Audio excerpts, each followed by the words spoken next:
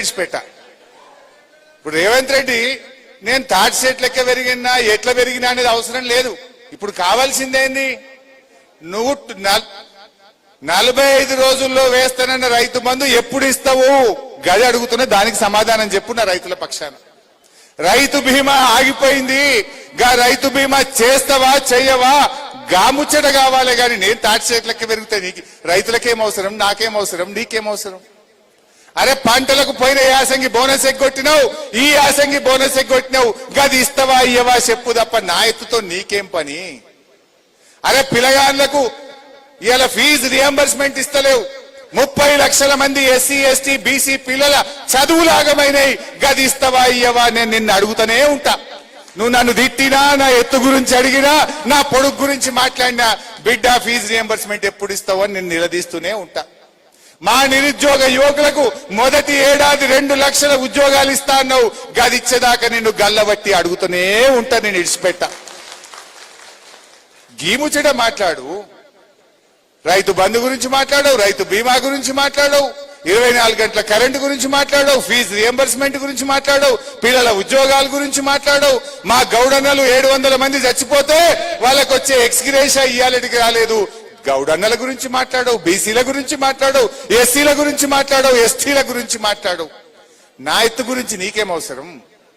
దేవుడిచ్చిండు దానికి ఇట్లా పుట్టినా, దీన్ని పట్టుకొని మాట్లాడి తప్పించుకుంటా అనుకుంటున్నావా?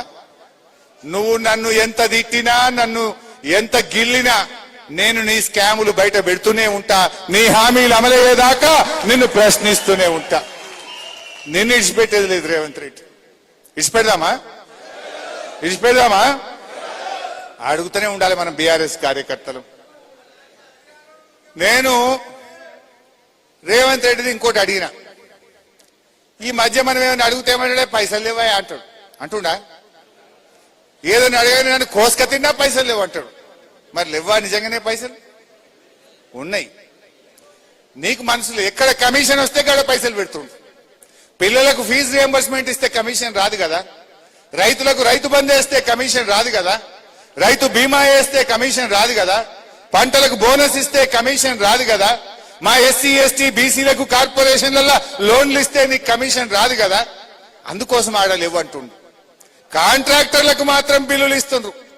బడా బడా కాంట్రాక్టర్లకు 15%, 20% కమిషన్ తీసుకొని బిల్లులు ఇస్తున్నారు. దాని గురించి మాట్లాడాడు. సింగరేణి స్కామ్ మీద అడిగితే మాట్లాడాడు. వాటి గురించి మాత్రం నోరిప్పుతలేడు. నేను మొన్న ఒక మాట అన్నా, అయ్యా రేవంత్ రెడ్డి, అప్పుడు కేసీఆర్ గారు ప్రగతి భవన్ కట్టిరు, మీకు తెలుసు. ఎంత ప్రచారం చేసిరే? అలా మొత్తం బంగారం తలుపులే ఉన్నాయట, 50 బెడ్రూమ్లే ఉన్నాయట, బుల్లెట్ ప్రూఫ్ అద్దాలే ఉన్నాయట. ఇప్పుడు అందులో ఎవరు ఉంటున్నారు? బటి విక్రమార్కనే ఉంటుండే, మరి చూపించచ్చు కదా, అవన్నీ అందరికి చూపించద్దా? ఆ రోజేమో 60-70 కోట్లు పెట్టి రాష్ట్ర ముఖ్యమంత్రికి క్యాంపు కార్యాలయం కేసీఆర్ కట్టిండు. కానీ ఆ రోజేమో మన అడవులు తిట్టిండు రేవంత్ రెడ్డి. ఇవాళ ఆయన బోధి పెవిలియన్ పేరు మాత్రం అందంగా ఉన్నది. ఆల్రెడీ కేసీఆర్ అద్భుతమైన సెక్రటరియట్ కట్టిండు, క్యాంపు కార్యాలయం ఉండనే ఉన్నది. ఈ రెండు ఉండగా మనం పోలీస్ కమాండ్ కంట్రోల్ రూమ్ అని ఒకటి కట్టాం. మన రాష్ట్రంలో పోలీస్ వ్యవస్థ బాగుండాలని మన తెలంగాణ భవన్ పక్కనే ఉంటది. అందులో పోయిండి ఒక క్యాంప్ ఆఫీస్ ఓపెన్ చేసిండు, ఇంటి పక్కన ఉంటది.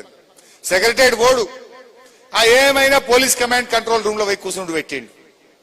ఆల్రెడీ ఎంసీహెచ్ఆర్డీలో ముఖ్యమంత్రికి ఒక ఆఫీస్ ఉన్నది, అది ఆయనకు వాస్తు నచ్చలేదట. ఏం చేసిండు ఇప్పుడు ఎంసీహెచ్ఆర్డీలు అంటే 100 కోట్ల రూపాయలతోని మళ్ళీ ఒక క్యాంప్ ఆఫీస్ కట్టిండు. ఇప్పుడు 100 కోట్లు. ఇక దానికి అప్పుడేమన్నాడు ముఖ్యమంత్రి కాగానే, ఇనుప కంచెలు బద్దలు కొట్టినా నేను ఇక్కడి నుంచి పోయే వరకే ఇనుప కంచెలు వీక్తాయి అన్నాడా? ఇప్పుడు ఆయన కట్టిన బోధి పెవిలియన్ కు 17 కోట్ల రూపాయలతో ఇనుప కంచెలు వేసిండు. 17 కోట్లతో ఇనుప కంచెలు వేసిండు. అప్పుడేమో ఇనుప కంచెలు వీకేసినా బద్దలు కొట్టినా పీక్ పడగొట్టినా అన్నాడు. ఇప్పుడు బోధి పెవిలియన్ 100 కోట్లతో కట్టిండు, దానికి 17 కోట్లతో ఇనుప కంచెలు వేసిండు. ఏమనాలి మరి? నీ ఇనుప కంచెలకు పైసలు ఉంటాయి, బోధి పెవిలియన్ కు పైసలు ఉంటాయి. ఆడ ఫ్యూచర్ సిటీ అన్నాడు.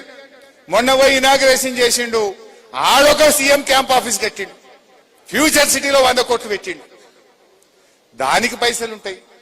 అందాల పోటీలకు 100 కోట్లు ఖర్చు పెట్టిండు. అందాల పోటీలకు పైసలు ఉంటాయి.